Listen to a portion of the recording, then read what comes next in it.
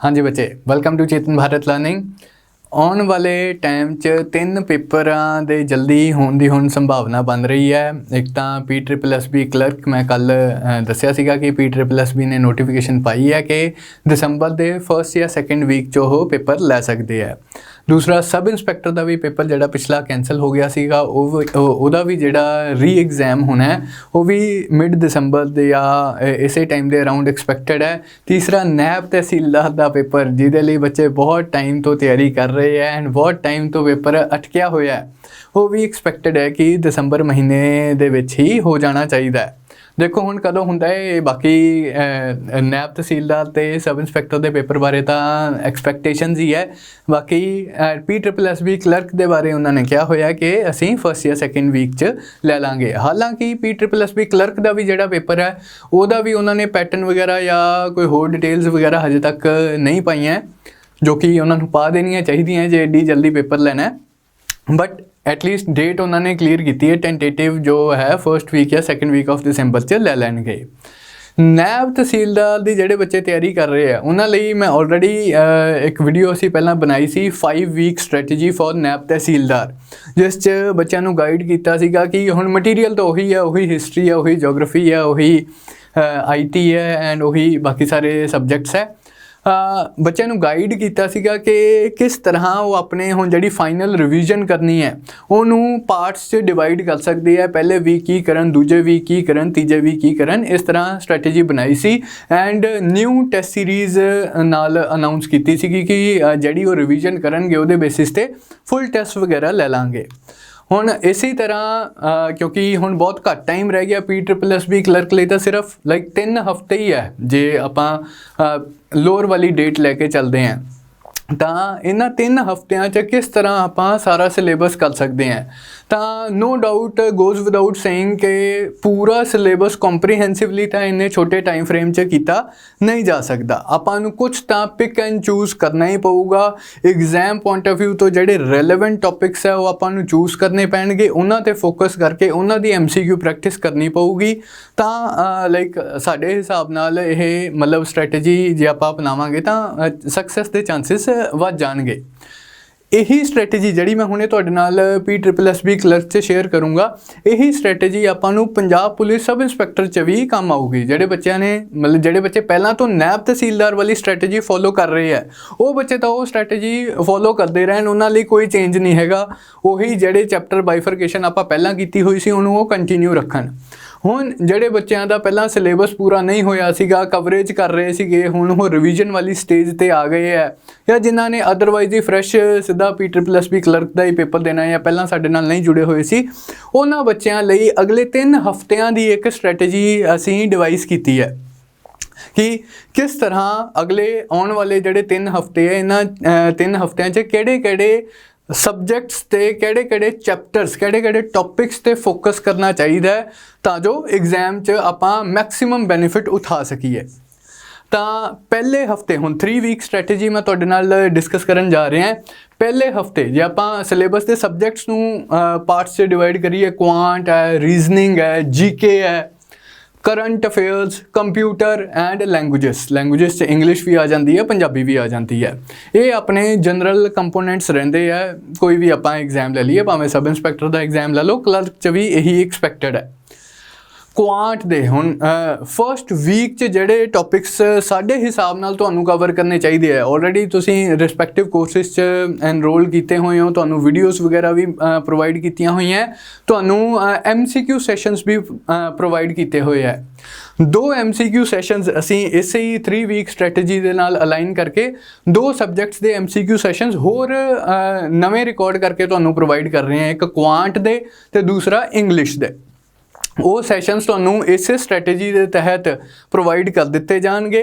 But otherwise idea की है, as far as quant is concerned HCF LCM simplification, percentage, simple interest, compound interest, ये एक ही topic assume किया मैं, profit and loss. ये 4 topics आपां फर्स्ट वीक च कवर करिए। इनवेरीएबली इन्हां टॉपिक्स चों 4-5 क्वेश्चन तो घट्टो घट्ट आते ही है, डिपेंडिंग ऑन के जे 20 क्वेश्चन आ रहे हैं टोटल या 40 क्वेश्चन आ रहे हैं, 4-5 क्वेश्चन तो इन्हां टॉपिक्स तो हुंदे ही हुंदे है। तो HCF, LCM, simplification, percentage, simple interest, compound interest, profit loss, ये पहले हफ्ते च आपां क्वांट दा टॉपिक कंप्लीट करने हैं। इस तरह रीजनिंग च series, blood relations, directions and distances, इधर नॉर्थ मूव किया दैन टर्न लैफ्ट, ये सारे जड़े क्वेश्चन होंगे है ये रीजनिंग का बहुत इंपॉर्टेंट पार्ट कॉन्स्टिट्यूट करते हैं। कोई भी आप पेपर चकीए इन्हां च क्वेश्चन होंगे ही होंगे है। तो ये वाले जोड़े टॉपिक्स आप पहले हफ्ते कवर करांगे। जीके च गल करिए जोड़े history, polity, economy, geography, science, ये 5 बेसिक सबजैक्ट है, नाल 6वां पंजाब हो गया। पंजाब के पेपर है, पंजाब की तैयारी आप करनी है।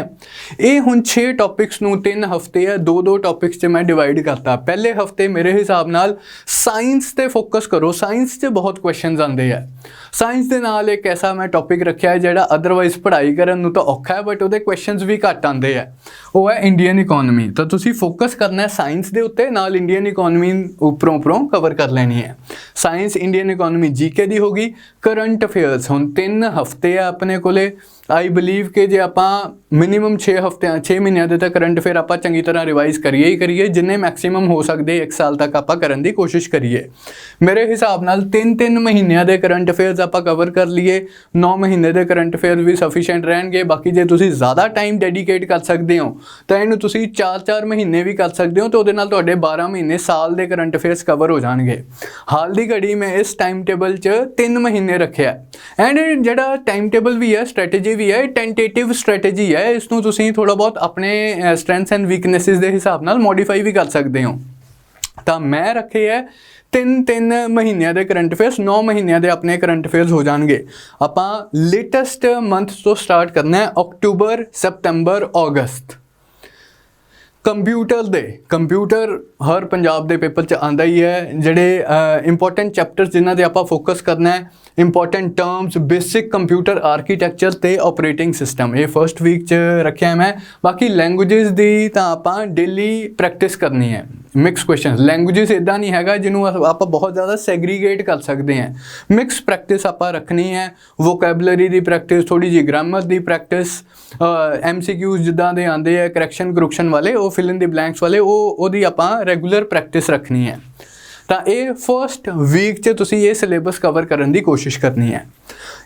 ये तो तुसीं कीता अपने लैवल ते। असीं तुहाडे लई इन एडिशन टू दैट की कीता, वो जिहड़े क्वांट दे MCQ सैशनस होणगे वो तुहानूं असीं प्रोवाइड करांगे। इंग्लिश दे ਜਿਹੜੀਆਂ ਇੱਥੇ डेली MCQ प्रैक्टिस वाली क्लासेस वो न्यू ਤੁਹਾਨੂੰ ਅਸੀਂ प्रोवाइड करांगे।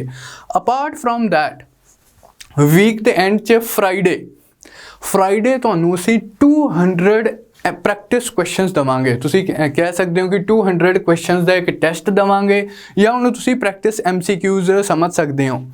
क्वांट दे 50 क्वेश्चंस हो गए, दैन रीजनिंग दे 25, जीके दे 25, करंट अफेयर्स दे 25, कंप्यूटर दे 25, लैंग्वेजेस दे 25, टोटल 200 MCQs का एक कंपोजिट टेस्ट। हुण क्लर्क वाले पेपर की गल करिए तो SH हजे मार्क्स की डिस्ट्रीब्यूशन क्लीयर नहीं हैगी, तो बट आही वाले कंपोनेंट्स होंगे है। असी ऑलमोस्ट हर कंपोनेंट के 25-25 क्वेश्चन पाने का आइडिया सीगा। क्वांट से थोड़े ज़्यादा क्वेश्चंस रखे है क्योंकि प्रैक्टिस ज़्यादा रिक्वायर्ड होंगी है, तो 50 क्वेश्चंस क्वांट दे, बाकी सैक्शन से 25 क्वेश्चंस करके टोटल 200 क्वेश्चंस का एक प्रैक्टिस टेस्ट असीं तुहानूं फ्राइडे प्रोवाइड करांगे। इस तरह सैकेंड वीक च डिस्ट्रीब्यूशन तुहाडे नाल मैं शेयर कर लैना है। रेशो एंड प्रपोर्शन, पार्टनरशिप वाले questions, averages, time, speed, distance and time and work, ये जोड़े टॉपिक है सैकेंड वीक च रखे है क्वांट दे। रीजनिंग च coding, decoding, sitting arrangement, ranking and orders, ये वाले टॉपिक हो गए। जीके च history, general, ancient, medieval history, modern history plus Punjab वाला सारा पोर्शन तुसीं रिवाइज करना है। करंट अफेयर्स जुलाई, जून ते मई दे। कंप्यूटर च MS ऑफिस आपां चंगी तरह करना है, word, excel, PowerPoint, languages की अपनी प्रैक्टिस चलती रहूगी। ਦੈਨ ਉਹੀ ਫਿਰ ਫਰਾਈਡੇ 200 ਪ੍ਰੈਕਟਿਸ ਕੁਐਸਚਨਸ ਦਾ ਇੱਕ ਤੁਹਾਡਾ ਟੈਸਟ ਲੈ ਲਿੱਤਾ ਜਾਊਗਾ।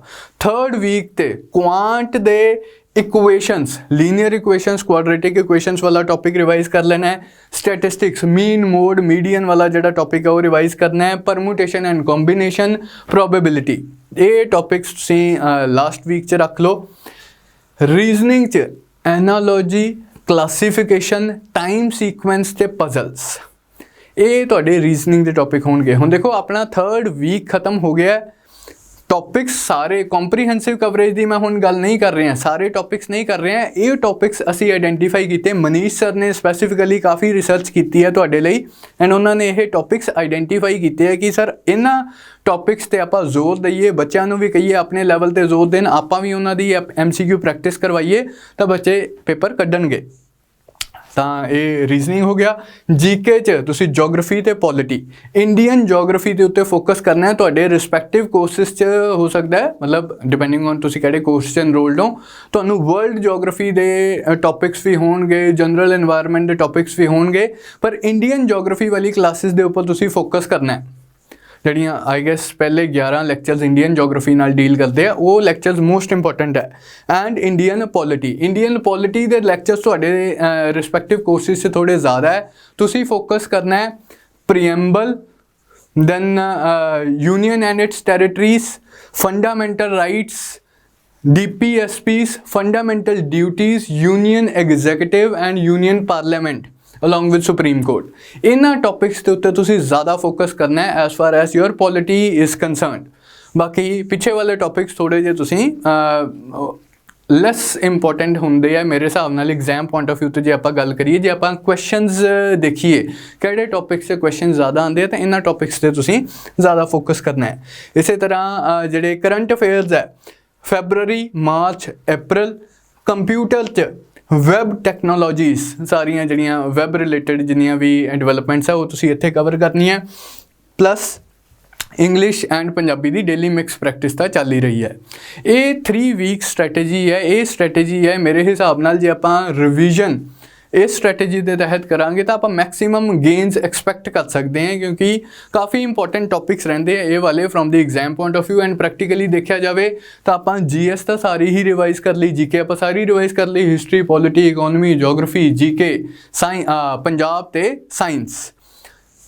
ਰੀਜ਼ਨਿੰਗ ਐਂਡ ਕੁਆਂਟ ਦੇ ਥੋੜ੍ਹੇ ਸਿਲੈਕਟਡ ਜਿਹੜੇ ਫੋਕਸ ਏਰੀਆਜ਼ ਹੈ ਉਹ ਆਪਾਂ ਆਈਡੈਂਟੀਫਾਈ ਕਰ ਲਏ ਹੈ। ਕਰੰਟ ਅਫੇਅਰਸ ਆਪਾਂ ਪਿਛਲੇ 9 ਮਹੀਨੇ ਦੇ ਕਰ ਲਏ ਹੈ।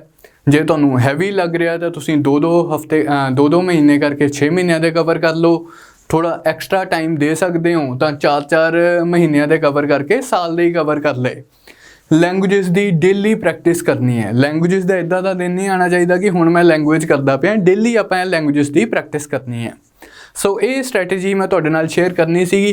ਦੀ strategy wood B useful for both sub inspector students as well as clerk students, ਕਿਉਂਕਿ ਸੇਮ ਟਾਈਮ ਫਰੇਮ ਜੇ ਆਪਾਂ ਗੱਲ ਕਰੀਏ ਤਾਂ ਸਿਮਿਲਰ ਜਿਹਾ ਹੀ ਟਾਈਮ ਫਰੇਮ ਲੈਫਟ ਹੈ ਦੋਨਾਂ ਐਗਜ਼ਾਮਸ ਲਈ। 200 ਕੁਐਸਚਨਸ ਤੁਹਾਨੂੰ ਪ੍ਰੋਵਾਈਡ ਕੀਤੇ ਜਾਣਗੇ ਹਰ ਹਫਤੇ। ਇਹ 600 ਕੁਐਸਚਨਸ ਇਨ ਐਡੀਸ਼ਨ ਟੂ ਜਿਹੜੇ 올ਡਰ ਕੁਐਸਚਨ ਤੁਹਾਨੂੰ ਆਲਰੇਡੀ ਪ੍ਰੋਵਾਈਡ ਕੀਤੇ ਹੋਏ ਹੈ। ਪਲੱਸ ਆਫਟਰ 3 ਵੀਕਸ ਟੈਸਟ ਲੈ ਲਿਆ ਜਾਊਗਾ। ਜੇ ਤਾਂ 5 ਤਰੀਕ ਨੂੰ ਪੇਪਰ ਹੋਇਆ ਤਾਂ ਟਾਈਮ ਟੇਬਲ ਥੋੜ੍ਹਾ ਜਿਹਾ ਆਪਾਂ ਚੇਂਜ ਕਰ ਲਾਂਗੇ, ਥੋੜ੍ਹਾ ਐਡਵਾਂਸ ਕਰ ਦਾਂਗੇ ਐਂਡ ਉਸ ਤੋਂ ਪਹਿਲਾਂ ਹੀ ਫਰਾਈਡੇ ਤੱਕ ਤੁਹਾਡਾ ਕੋਰਸ ਪੂਰਾ ਕੰਪਲੀਟ ਕਰ ਦਾਂਗੇ। ਇਹ ਜਿਹੜਾ ਅਸੀਂ ਡਿਲੀਵਰ ਕਰਨਾ ਹੈ, ਨਿਊ ਕੰਟੈਂਟ ਡਿਲੀਵਰ ਕਰਨਾ ਹੈ, ਫਰਾਈਡੇ ਤੱਕ ਹੀ ਅਸੀਂ ਰੈਪ ਕਰ ਦਾਂਗੇ along with the full test. ਜੇ ਸੈਕਿੰਡ ਵੀਕ 'ਚ ਟੈਸਟ ਹੁੰਦਾ ਤਾਂ ਫਿਰ ਆਪਾਂ ਇਹ ਵਾਲੀ ਸਟ੍ਰੈਟੇਜੀ ਤਾਂ ਹੈ ਹੀ ਹੈ। 5 ਦਸੰਬਰ ਨੂੰ ਤੁਹਾਡਾ ਅਸੀਂ ਫੁੱਲ ਟੈਸਟ ਲਵਾਂਗੇ। ਉਹ ਕਲਰਕ ਦੇ ਪੈਟਰਨ ਦਾ ਸੈਪਰੇਟ ਹੋ ਜਾਊਗਾ, ਸਬ ਇੰਸਪੈਕਟਰ ਦੇ ਪੈਟਰਨ ਦਾ ਸੈਪਰੇਟ ਹੋ ਜਾਊਗਾ। ਉਹਨਾਂ ਦੇ 2 ਅਲੱਗ-ਅਲੱਗ ਟੈਸਟ ਹੋ ਜਾਣਗੇ, ਸਬ ਇੰਸਪੈਕਟਰ ਦਾ ਤੇ ਕਲਰਕ ਦਾ। ਤਾਂ ਇਹ ਸਟ੍ਰੈਟੇਜੀ ਹੈ ਬੱਚੇ, ਤੁਸੀਂ ਫੋਲੋ ਕਰ ਸਕਦੇ ਹੋ। ਰਿਸਪੈਕਟਿਵ ਕੋਰਸਿਸ 'ਚ ਜਿਹੜਾ ਕੰਟੈਂਟ ਆਲਰੇਡੀ ਤੁਹਾਨੂੰ ਪ੍ਰੋਵਾਈਡ ਕੀਤਾ ਹੋਇਆ ਉਹਨੂੰ ਰਿਵਾਈਜ਼ ਤੁਸੀਂ ਇਸ ਸਟ੍ਰੈਟੇਜੀ ਦੇ ਤਹਿਤ ਕਰ ਸਕਦੇ ਹੋ। ਸੋ ਇਹੀ ਮੈਂ ਤੁਹਾਡੇ ਨਾਲ ਗੱਲਾਂ ਸ਼ੇਅਰ ਕਰਨੀਆਂ ਸੀਗੀਆਂ। ਆਈ ਹੋਪ ਥੋੜੀ ਕਲੈਰਿਟੀ ਮਿਲੀ ਹੋਊਗੀ ਕਿ ਹੁਣ ਆਉਣ ਵਾਲੇ ਦਿਨਾਂ 'ਚ ਆਪਾਂ ਕਿਸ ਤਰ੍ਹਾਂ ਤਿਆਰੀ ਨੂੰ ਅਪਰੋਚ ਕਰਨਾ ਹੈ। ਤਾਂ that's all from my side. Thank you, all the best.